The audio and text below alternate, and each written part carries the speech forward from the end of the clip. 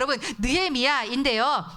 3차 귀환을 이끌 주역 이 느헤미야는 지금 어떤 상황에 뭘 하고 있는지 1장 1절 우리 다 같이 읽어보도록 하겠습니다. 느헤미야 1장 1절 다 같이 시작.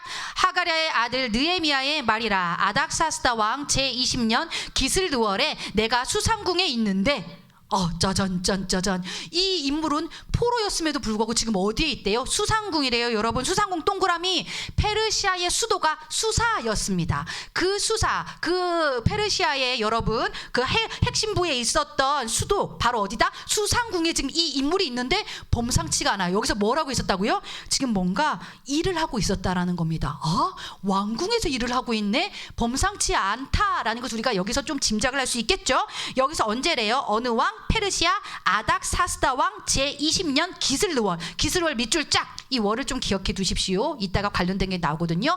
기슬르월은 대략 페르시아 그 달력상에서요 11월에서 12월 정도를 쯤합니다. 언제부터 언제? 11월부터 12월. 지금 정도 되겠네요. 그죠? 기슬르월 쯤에 뭔가 이제 싸늘해져 가는 이 가을과 겨울 쯤에 진물을 보고 있는데 2절 내 형제들 가운데 하나인 하나니 동그라미 하나니 친형제예요. 하나니가 두어 사람과 함께 유다에서 내게 일을 얻기로 내가 그 사로잡힘을 면하고 남아있는 유다와 예루살렘 사람들의 형편을 물은즉 보십시오. 느헤미야는 지금 페르시아 수상궁에 있어요. 그런데 그의 형제는 지금 어디를 갔다 왔대요? 유다 땅을 갔다 왔대요. 어디? 예루살렘을 갔다 왔다라는 거예요. 그래서 진짜 느헤미야 형인지 동생인지 모르겠어요. 느헤미야 형 내가 유다 갔다 왔는데 좀 마음이 무겁네. 그래서 형편을 물어봤어요. 하나니야 상황이 어떤데 그래? 얘기를 해봐. 그랬더니 얘기를 합니다. 3절 다 같이 읽어볼까요? 지금 유다 땅의 형편은 어떻습니까? 시작. 그들이 내게 이르되 사로잡힘을 면하고 남아있는 자들이 그 지방 거기에서 큰 환난을 당하고 능욕을 받으며 예루살렘 성은 허물어지고 성문들은 불탔다 하는지라. 여러분 보십시오. 지금 사로잡힘을 면하고 남아있는 자들은요 과거에 바벨론 당시에 점령 당시에 바벨론으로 포로로 끌려가지 않고 거기에 남아있던 자들을 말합니다. 포로로 끌려가지 않았으면 좀 생활이 괜찮지 않았을까 싶었는데 그게 아니었다라는 거예요. 더 큰 핍박과 어려움과 가난함과 궁핍감 가운데에 그들이 살아갔을 뿐만 아니라 그래도 1차 2차 귀환했잖아. 상황이 어때? 하고 봤더니 1차 때 맞아 성전 지었지? 그런데 신앙을 잘 지켜내지 못해서 80년 뒤에 2차 때 에스라 목사님이 왔어. 그래서 에스라 목사님이 말씀을 우리를 다시 한번 일으켜 주셨지. 거기까진 좋았어. 그런데 문제는 말이야 그 당시에 중동 문화권에서 한 나라의 자치권을 인정하고 한 나라를 보호함에 있어서 중요한 역할을 하던 게 있었는데 그게 뭐냐면 바로 성벽이었다라는 거예요. 성벽. 그런데 예루살렘이 지금 뭐가 없었다? 성벽이 다 무너지고 없었다라는 거예요. 이거 언제 없어졌을까? 과거에 누가 점령했을 때? 바벨 맞아. 맞아. 바벨론이 점령했을 때 그때 이미 성벽이 다 무너져 버렸어. 그러고 나서 성전 재건했을 때 시도했지. 에스라도 시도했지. 그런데요, 이 이방 민족들이 가만히 두질 않는 거예요. 저 성벽이 세워지는 게 어떤 의미인 것을 알았기 때문에. 뭐야 쟤네 지금 우리가 때때로마다 그냥 가가지고 침략하고 뺏어오고 너무나도 신났었는데 성벽을 세우려고 하네? 안 되지. 예루살렘의 자치권을 인정할 수 없어. 그래서요 에스라도 부단히 애썼으나 성벽을 일궈내지 못해요. 그리고 여기 3절에 보면은 예루살렘 성은 허물어지고 그래서 목사님이 처음에 의아했어요. 성전이 지어졌을 텐데 그 성전이 지금 또 허물어졌다라는 것인가 했는데 3절에 나오는 예루살렘 성은요 원어를 보면은요 월입니다. 월. 즉 뭐예요? 성벽이라는 거예요. 성벽이 이미 다 허물어지고 그 문 또한 다 불타버렸다라는 거예요. 그래서 형님 상황이 몹시 안 좋습니다. 우리가 귀환을 했어도요 자치권을 인정을 못 받아요. 틈날 때마다 외세가 침략해가지고 우리를 다 무너뜨립니다. 우리에게 진짜 필요한 건 지금 뭐의 건축이다? 성벽의 건축이라는 거예요. 우리를 보호해줄 뭔가가 필요합니다. 자치권을 인정받을 만한 정치적으로 군사적으로 안정하고 든든한 그 성벽이 우리에게 필요합니다. 하는데요 4절에 보니까 느헤미야의 태도가 굉장히 묘합니다. 비전어리 하나님의 사람 어떤 특징을 가졌나 4절 다 같이 읽어보도록 하겠습니다. 시작. 내가 이 말을 듣고 앉아서 울고 수일 동안 슬퍼하며 하늘의 하나님 앞에 금식하며 기도하여. 아멘. 보십시오 여러분.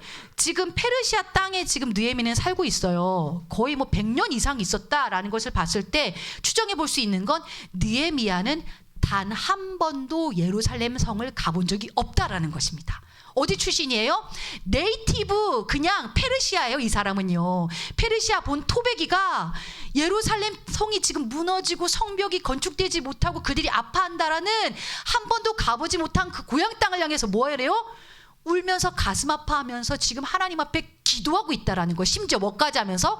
금식까지 하면서요. 이게 어찌된 일일까? 이게 어찌된 일일까? 하나님의 사람의 특징이라는 것입니다. 즉 비전어리라는 말이 나오죠. 그렇죠? 비전어리 일반적인 뜻은 뭐냐면요. 미래를 읽고 전망하는 사람이 비전어리예요. 세상적인 뜻은 그렇거든요.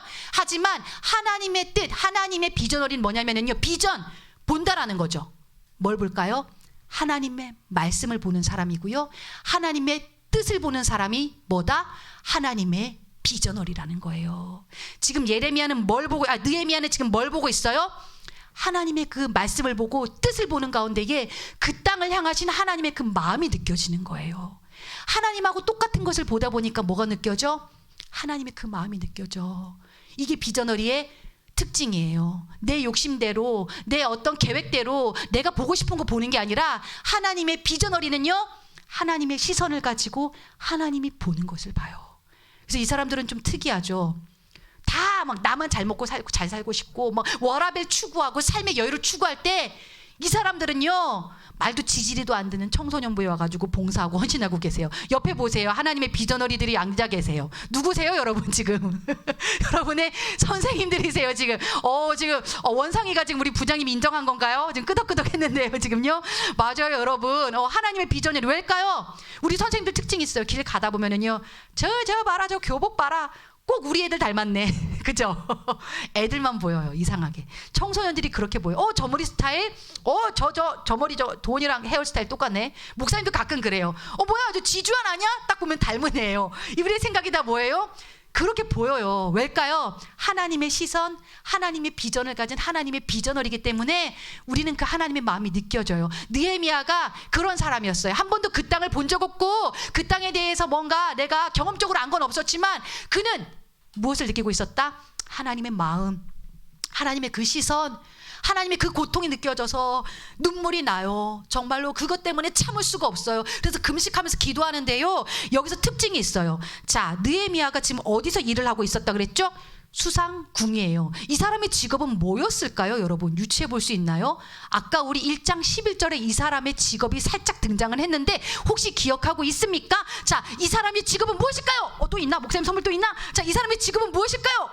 무엇일까요? 아까 1장 11절에 나왔는데 수빈이 왕의 술 맡은 관원자. 자, 우리 수빈이 나오세요. 없으면 목사님이 어떻게 막 만들어서라도. 이거 목사님 헌금 들어있네. 자, 헌금. 자, 나오세요. 수빈이 나오세요. 있어. 자, 우리 수빈이 마쳤습니다. 우리 수빈에게 박수 한번 주세요. 짝짝짝짝짝짝.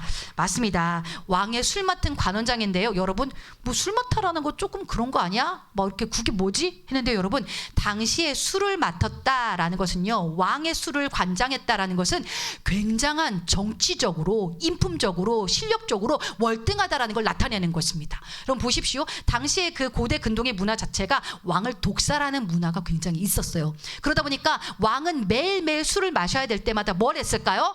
자, 누군가가 옆에서 이렇게 기미상궁 아시죠? 우리나라에 그것처럼 독이 들어있나 안 들어있나 그 술을 먼저 마셔봐야 되는 거예요. 그리고 독이 없습니다 얘기를 하면 이 사람이 이렇게 옆에서 서 있어요. 근데 가만히 뻘쭘하게 서 있기만 할까요? 왕하고 대화를 하겠죠, 그렇죠? 왕과 대화를 할 정도면 이 사람은 뭘 가지고 있어야 돼? 엄청난 지식을 가지고 있어야 돼, 그렇죠? 정치도 논할 수 있어야 되고 군사와 경제와 문화를 함께 논할 수 있을 정도로 박식함을 지니고 있어야 되고요. 뿐만 아니라 이 모든 상황을 받아들일 만한 넉넉한 인성까지도 준비되어져 있어야 되고 왕 옆에 들 있어야 됐기 때문에 외모까지도 필요했다라는 거예요. 실력 너무 엄청나다, 그지? 잘생겨야 되고 인품도 있어야 되고 똑똑해야 되고 목숨도 걸 정도로 충성스러운, 그 정도로 왕에게 가장 신뢰받는 그러한 자리가 진정한 실세가 누구였다? 이 술 맡은 관원장이었다라는 거예요. 술 맡은 자, 바로 느헤미야가 포로였음에도 불구하고 그 자리까지 올라갔는데요. 11절에 여러분 아까 한번 읽어봤잖아요. 목사님이 다시 한번 그 끝부분 읽어주도록 할게요. 자, 종들의 기도를 들으시고 오늘 종이 형통하여 이 사람 앞에서 은혜를 입게 하옵소서 하였나니 그때에 내가 왕의 술관원이 되었느니라. 이게 어떤 뉘앙스냐면요, 내가 여기까지 사실 열심히 올라왔습니다, 여러분. 저 정말 지식과 외모와 인품과 그 모든 실력 갖추려고요. 저 진짜 애썼어요. 그런데 왜 썼는지 아십니까? 바로 이 날을 위해서 제가 여기까지 온 것입니다. 라는 뉘앙스예요. 하나님, 저 은혜 있게 하세요. 드디어 때가 왔어요. 여기까지 저를 이렇게 높여 놓으신 것은 하나님 일하라고 이 자리에 오게 하신 것을 믿습니다. 여기서 나타나는 비전의리의 특징 무엇입니까? 그의 직업이요, 하나의 통로였다라는 거예요. 수단이었다라는 거예요. 세상과 다르죠. 세상은 뭐예요? 나의 직업이 뭐예요? 목적이 되잖아요. 그래가지고 돈 많이 벌어서 나 막 부자 돼야지, 이게 목적이잖아요. 그죠? 그런데 이 비전너리의 특징은 뭐예요? 그것은 하나의 통로예요. 하나님, 그 자리에 이르러서요, 제가 하나님 일하게 해주세요. 하나님 더 잘 믿게 해주세요. 하나님 일하며 거리낌 얻게 해주세요. 그래서 저는 그 자리에 가야 합니다. 우리나라 백성들 살려내기 위해서 저는 그 자리까지 가야 합니다. 이게 누구였다? 비전너리 느헤미야였다라는 거예요. 여러분, 꿈을 꿀 때요, 잘 설정하셨으면 좋겠어요. 나의 꿈, 잘 먹고 잘 사는 게 목적이 아니라 하나님이 목적이 되는 삶, 이 사람들이 바로 비전너리예요. 하나님의 비전너리예요. 그렇다 보니까 대충 살 수 있을까? 없었다라는 거예요. 하나님 까닭에, 하나님을 위해서, 하나님 나라 확장을 위해서요, 누구보다도 뼈를 깎는 고통과 아픔을 가지고 이 자리까지 온 사람이 바로 느헤미야였어요. 그런데 이쯤 되면 조금 의아한 게 있습니다. 아니, 그러면 왕하고 그렇게 가까우면 왕한테 바로 말하면 되지. 왕한테 바로 말하지 않아요. 느헤미야가 첫 번째로 찾은 게 누구였다고요? 바로 하나님이었어요. 하나님 앞에 쪼르륵 달려가요. 그리고 나서는 이제 그 유명한 느헤미야의 기도가 5절부터 쭉쭉쭉쭉쭉 나오는데요. 느헤미야의 기도 잠깐 한번 훑어보도록 할게요. 자, 어떻게 기도합니까? 5절 다 같이 읽어봅니다. 시작. 이르되 하늘의 하나님 여호와, 크고 두려우신 하나님이여, 주를 사랑하고 주의 계명을 지키는 자에게 언약을 지키시며 긍휼을 베푸시는 주여 강구하나이다. 자, 느헤미야의 기도입니다. 뭔가 좀 다르게 느껴지셨습니까? 하나님 주세요, 저 이거 주세요, 이게 아닙니다. 첫 번째로 느헤미야는 기도의 모범을 보여주는데요, 뭐부터 합니까? 하나님의 성품을 찬양하고 있다는 겁니다. 우리도 기도할 때 이 순서대로 기도해 봤으면 좋겠어요. 뭐? 하나님의 성품을 찬양하고 있어요. 하나님은요, 크고요, 두려우신 분이에요. 하나님 참으로 신실하신 분이에요. 언약 잘 지키는 자에게 은혜 주시잖아요. 뿐만 아니라 하나님 어떤 분? 긍휼을 베푸시는 주예요. 저같이 연약한 자 챙겨주시죠. 사랑해주시죠. 하나님의 그 성품 저는 찬양해요 하면서요, 뭐하고 있어요? 지금 하나님의 성품을 찬양하고 있는 거예요. 우리를 만드신 목적이 뭐예요? 찬양받기 위해서래요. 여러분, 기도할 때 그냥 막 주세요가 아니라 뭐부터 하라? 하나님의 성품을 찬양하라는 거예요. 우리 선율이한테 뭘 요구할 때도요, 오선율 이거 해! 이렇게 할 때보다요, 우리 선율이가 수학은 좀 싫어해도 엄마 말을 참 잘 듣는 착한 아이지, 이렇게 말하면은 약간 기분은 조금 이상한데 그래도 이 녀석이 귀를 기울여요. 우리 선율이 참 착하지. 아이고, 우리 선율이 그래도 참 성실해. 엄마 잘 도와줘. 엄마 그래서 너무 고맙다. 이러면은 왜 하고 들어요. 근데 이 안에는 뭐가 있어요? 비밀이 있는데 하나님이 이러한 분이시라는 거예요. 인간에게 그러한 성품들을 두셨어요. 그 성품을 찬양하고 인정해주고 격려해주는 것, 하나님께서 우리를 만드신 목적이 그거예요. 하나님을 그렇게 하라라는 거예요. 첫 번째 하나님 성품을 찬양하고, 두 번째로 한 것이 무엇이에요? 6절 다 같이 읽어봅니다. 시작. 이제 종이 주의 종들인 이스라엘 자손을 위하여 주야로 기도하오며 우리 이스라엘 자손이 주께 범죄한 죄들에 자복하오니 주는 귀를 기울이시며 눈을 여시사 종의 기도를 들으시옵소서. 나와 내 아버지의 집이 범죄하여 주를 향하여 크게 악을 행하여 주께서 주의 종 모세에게 명령하신 계명과 율례와 규례를 지키지 아니하였나이다. 여러분, 지금 뭐하고 있어요? 두 번째, 회개 기도하라는 거예요.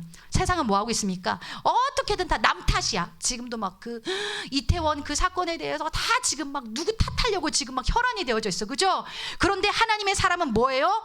내 탓입니다 하는 거예요. 특별히 우리 교회 안에서 여러분, 서로를 너무 비방하고 비난하시면 안 돼요. 왜일까요? 우린 다 한 몸이기 때문이에요. 나 진짜 박 목사님 너무 좀 막 이렇게 그렇다, 막 너무 가볍다, 뭐 그건 뭐예요? 근데 이게 오른팔이요, 나 왼팔 별로다 이러는 거예요. 지금 뭐 하고 있는 겁니까? 지금 내 몸을 내가 비난하고 있는 거예요. 내 몸을요. 나 진짜 목사님 좀 그래, 목사님 되게 불친절해, 뭐 이런 게 다 뭘까요? 내 몸을 내가 지금 비난하고 있는 거예요. 그러지 말라라는 거. 얘가 아픈 거 내가 기도하지 않아서예요. 얘가 지금 모질한 거 내가 지금 섬기지 못하고 사랑하지 못하고 내가 내 역할 못했기 때문이에요. 지금 뭐하라? 회개하라는 거예요. 이 땅이 아플 때, 우리 교회가 아플 때, 우리 지체가 아플 때 우리는 회개해야 돼. 하나님, 죄송해요. 제가 기도하지 못했고요. 제가 깨어있지 못했어요. 제가 제자리를 지켜내지 못하고 사랑이 없어서 비난만 하고 비판만 했어요. 죄송해요. 지금 느헤미야가 그러고 있는 거예요. 한 번도 밟아보지 못한 그 땅을 향해서 회개하고 있어요. 우리 민족의 죄를 하나님 믿지 않고 우상 섬겼던 그 죄 회개합니다. 회개합니다. 라고 얘기를 하고요. 그리고 나서 이제 9절입니다. 만일 내게로 돌아와 내 계명을 지켜 행하면 너희 쫓긴 자가 하늘 끝에 있을지라도 내가 거기서부터 그들을 모아 내 이름을 두려고 택한 곳에 돌아오게 하리라 하신 말씀을 이제 청하건대 기억하옵소서. 세 번째 뭐죠? 말씀을 붙잡고 기도하고 있는 거예요. 약속하셨잖아요. 하나님 말씀대로 살려고 노력하는 자들 회복시켜 주신다고 약속하셨잖아요. 여러분도 이렇게 기도해요. 하나님 저 지금 몸부림치고 있어요. 믿음으로 살려고 몸부림치고 있어요. 이러한 자들을 하나님께서 기억해 주신다고 약속하셨잖아요. 이러한 자들을 하나님 회복시켜 주신다고 약속하셨잖아요. 저희 약속 붙잡습니다. 그리고 나서 이제 마지막으로 뭘 기도하고 있는 거니까 여러분, 주여 구하오니 귀를 기울이사 종의 기도와 주의 이름을 경외하기를 기뻐하는 종들의 기도를 들으시고 오늘 종이 형통하여 이 사람 앞에서 은혜를 입게 하옵소서. 네 번째 뭐가 등장하는 겁니까? 드디어 주세요가 등장해요. 근데 그 주세요의 내용이 여러분 어때요? 우리처럼 하나님 로또 뭐 100만 원 뭐 이런 거 아니에요. 그죠? 어느 대학교 1등 이게 아니라 뭐래요? 은혜를 구했고 형통함을 구했어요. 어떤 방법을 쓰실지 모른다라는 거예요. 하나님이 어떻게 역사하실지 일하실지 나는 알지 못합니다. 하지만 어떠한 통로든 어떠한 방법이든 형통케 하실 거, 그 과정 속에서 나에게 은혜 주실 것을 구합니다. 구합니다. 하나님의 그 엄청난 창의력을 우리는 못 따라가요. 그렇죠? 그러한 까닭에 우리는 믿고 맡기는 거예요. 주십시오. 그러나 하나님의 선하신 그 형통함의 역사 가운데 주십시오. 구하는 거예요. 끝. 네 가지 정리됐습니까, 여러분? 처음에 뭐 했다? 하나님 성품 찬양했죠. 회개 기도했죠. 말씀 붙잡고 언약 붙잡고 기도했죠. 마지막은 주세요. 여러분 구할 수 있다라는 거예요. 이렇게 기도했는데 이렇게 기도 며칠 정도 했는지 아십니까? 여러분 뭐 주세요 기도할 때 며칠 정도 기도해요? 뭐 이렇게 몇 번 정도 기도하나요? 현민아 너는 몇 번 정도 기도하니? 며칠 정도 기도하게? 막 뭔가 주시옵소서 할 때 며칠 정도 기도했던 것 같아? 제일 오래 기도했던 거 4일. 오케이 4일. 오케이 정직했어. 이번에 우리 승환아 너는 며칠 정도 기도했던 것 같니? 일주일. 오, 꽤 길었어. 자, 그런데 보십시오. 2장에 보면 기도 응답이 나오는데요. 아닥사스다 왕 제20년 니산월 동그라미 몇 월이냐면 대략 3월에서 4월 사이입니다. 지금요. 솔직히 그냥 바로 쪼로록 가가지고 왕에게 얘기할 수 있었는데 인간적인 방법을 사용하지 않아요. 그저 기도를 하는데 몇 개월 동안 기도를 했다? 4개월 동안 무려 100일 이상을 지금 간절히 기도한 거예요. 눈앞에 왕이 코앞에 왔다 갔다 함에도 불구하고요. 느헤미야는 철저하게 하나님의 방법을 의지해요. 하나님의 뜻을 의지해요. 하나님께서 딱 그 하나님의 때에 일하시는 거죠. 왕이 봤을 때 느헤미야의 표정이 너무 어두워. 그래서 느헤미야야 왜 그래? 너 표정 왜 그래? 그랬더니 본인이 120일 동안 기도하며 준비했던 그 말을 브리핑을 쫙 해요. 성령께서 역사하시죠. 그 옆에 왕비가 있었어요. 어머 어떡해 뭐까지 해요? 왕비가 막 긍휼한 마음이 부어져서 여보 그냥 보내지 말아요. 느헤미야 보낼 때 사람도 붙여주고 재정도 붙여주고 건축 자재까지 붙여줍시다. 그러면서 어떻게 되는 거예요? 완벽하게 완전하게 이루어주시더라는 거예요.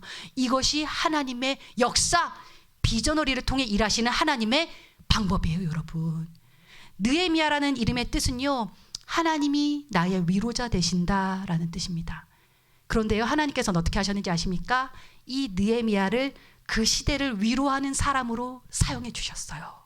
멋지죠? 바라기는요, 여러분이 이 느헤미야서 목사님이 이렇게 묵상하는데요, 기도 제목이 나왔어요. 하나님, 우리 아이들이 이 시대를 위로하는 사람들이 되게 해주세요. 하나님의 비전어리로서 이 시대를 위로하는 하나님의 비전어리로 쓰임받게 해주세요. 직업이 막 온통 목적이 되는 이 순간에 직업은 통로일 뿐, 하나님을 더 잘 믿기 위한, 하나님의 뜻을 더 잘 나타내기 위한 하나의 통로일 뿐이다. 너네 대학 왜 가려고 그러니? 대학은 통로일 뿐. 그 통로를 통해서 잘 먹고 잘 사는 게 아니라 하나님의 뜻을 이루는 사람 됐으면 좋겠어. 물질이 주어져? 그러면 그 물질은 거저 주어지는 게 아니야. 하나님 나라를 위해서 뭔가 쓰임이 있는 거야. 막 나는 건강이 너무 좋아? 그냥 주어지는 거 아니야. 섬기고 돕고 세워지는 그 자리에 위해서 내가 그리고 또 내가 만약에 진짜 사람을 고칠 수 있는 사람이 됐어? 그러면 하나님의 나라를 위해서 그걸 사용하는 거야. 가르침의 은사를 주셨어? 그러면 그것을 통해서 또 교육적 혜택을 못 받는 친구들을 위해서 사용하는 거야. 하나님의 뜻을 위해, 하나님 나라를 위해. 직업은 그렇게 나에게 주어지는 통로, 하나님께로 가는 한 통로이다. 그리고 정말로 절박한 순간에 비전을 잃는 뭐 한다? 하나님 앞에 무릎 꿇는다. 기도한다. 내 방법 안 쓴다. 그리고 마지막으로 비전을 잃는 뭐 하는 사람들이다? 기다릴 줄 아는 사람들이다. 급하게 움직이지 마. 계산하지 마. 내 눈앞에 그 사람이 뭘 해줄 수 있을 것 같아도 참아. 기다려. 뭐 할 때까지? 하나님이 은혜 주셔서 형통하게 할 때까지. 느헤미야는 그렇게 잘 기다릴 줄 아는 사람이었어요. 근데 이거 되게 어려워요. 기다리는 거 진짜 어렵습니다. 나한테 위기 떨어져 봐요. 이제 보세요, 여러분. 이제 고3들 막 빨리빨리 막 답을 얻고 싶어 막 급한데요. 그럴수록 기도하면서 기다리는 거예요. 형통함의 은혜를 구합니다.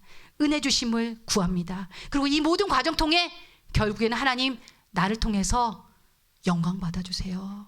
나를 통해서 하나님 나라를 확장시켜 주세요. 이러한 비전어리의 삶을 살아가는 여러분 되어지기를 주님의 이름으로 축복합니다. 이 시간 우리 같이 기도하겠습니다. 같이 기도하는데요. 특별히 오늘은요, 우리 고3들을 생각하면서 찬양 하나 해볼까